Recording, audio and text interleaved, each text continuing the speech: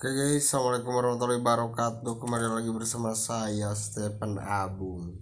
Kali ini kita akan bergerak dalam dunia mencari orang yang tercerdas di dunia guys. Oke, yang pastinya kalian harus aktifkan data dulu sebelum kalian mencari seorang yang paling cerdas di dunia ini. Untuk itu, jika kalian tidak mempunyai data, pastikan kalian mempunyai teman yang baik hati sehingga kalian mendapatkan wifi gratis guys. Oke, don't take too long, jangan lama-lama, kita masuk ke Google. Pastinya kalian tersedia di handphone kalian Google Chrome ataupun Google biasa ataupun Google saja bana ya guys. Ya pastinya kalian bisa searching. Oke guys, jadi kali ini kita akan back dulu mengenai Oke guys, sebelum kalian untuk mencari orang tercerdas di dunia itu siapa, coba kalian ketik di Google orang tercerdas di dunia itu siapa. Oke. Setelah itu kalian akan menemukan inilah hasilnya guys. Oke guys, kisah orang terpintar di dunia yang mati dalam miskin dan terasingkan. Oke guys, kita akan klik siapakah dia. Oke, ternyata muncul Albert Einstein. Kisah orang terpintar di dunia yang mati dalam miskin dan terasingkan. Hanya segelintir orang yang terlahir sebagai seorang jenius selalu dikenang jasanya sepanjang masa. Beberapa orang itu menjadi ilmuwan dunia yang hingga saat ini penemuannya masih dipakai di berbagai bidang keilmuan. Sebut saja Albert Einstein. Jadi Albert Einstein ini guys, si playboy, menurut buku yang saya baca itu dia itu playboy guys, yang diperkirakan memiliki IQ 160.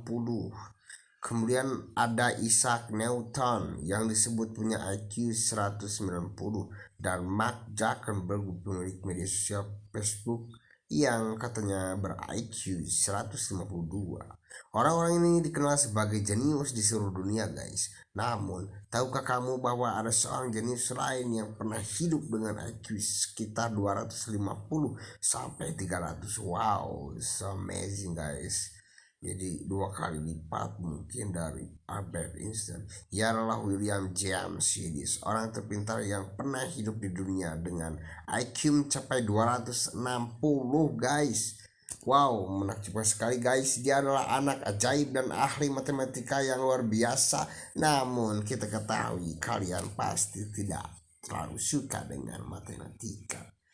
Namun ada pepatah mengatakan, quotes dari JWT bahwasannya matematika itu bukan arti angka, melainkan arti bagaimana kita merasa ingin mencintai terhadap kualitas bacot. Dan William juga ahli dari berbagai macam dialek dan diberkati bakat menulis, tapi sayang kejeniusannya tidak setara dengan kepopulerannya. Karena bagaimanapun banyak orang yang tidak pernah mendengar namanya guys. Jadi dia kurang populer guys. Jadi siapakah sebenarnya William James Sidis? Mari kita bahas kisah hidup William kecil. Dan ini alasan kenapa dia tidak terkenal seperti jenius lainnya guys. Oke, ini kita tengok dulu. Ini adalah William James Sidis. Kiri foto dan kanannya saya gak tahu guys ya. Berbicara 8 bahasa di umur 8 tahun, William lahir di kota New York, Amerika Serikat pada tahun 1898. Anak dari Boris Sidis, seorang psikolog teladan dengan 4 gelar guys dari Harvard.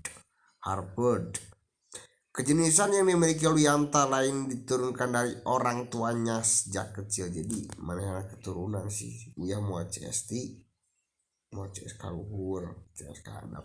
Ia punya bakat yang sangat brilian, bahkan melampaui orang biasa. Ketika berusia 18 bulan, dia sebut sudah bisa membaca The New York Times.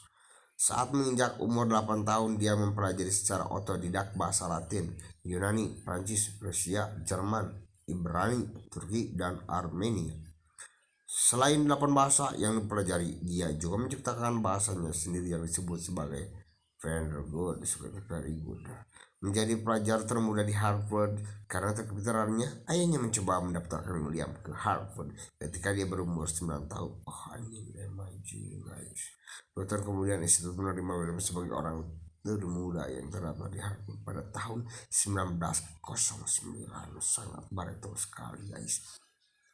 Pada 1910 kemampuan matematika William sangat menonjol dan dia mulai mengajari profesornya sendiri, sehingga dia mendapatkan gelar sebagai child prodigy atau si anak ajaib. Dia menyelesaikan pendidikannya sebagai sarjana seni pada umur 16 tahun, memilih hidup dengan mengasingkan diri. Ketenaran bisa sangat melelahkan, terutama ketika kamu terekspos di usia yang sangat muda. Singkatnya, setelah William menyelesaikan pendidikannya, William memberitahukan kepada reporter bahwa dia menginginkan kehidupan yang sempurna. Lantas di sini kita mengajari bahwasanya kita harus bersyukur. Populer bukan dari atas segala-galanya, guys. Menurut William, McCasing adalah salah satunya. Dia juga mengatakan bahwa dia tidak akan pernah menikah karena wanita tidak membuatnya tertarik. Saya ingin menikah, guys. Selain tidak menginginkan ketenaran, keputusannya untuk melahirkan diri diduga ada kaitannya dengan masa kecil William yang cukup tertekan. Ketika William kecil, pemerintah Amerika Serikat bertekad mengubah anak-anak negaranya menjadi sebuah keajaiban lewat pendidikan. Saat itu, sang ayah, Boris, menginginkan anaknya menjadi seorang yang sangat bersinar. Untuk mencapai hal itu, ia lantas menerapkan pendekatan psikologis dalam membesarkan William.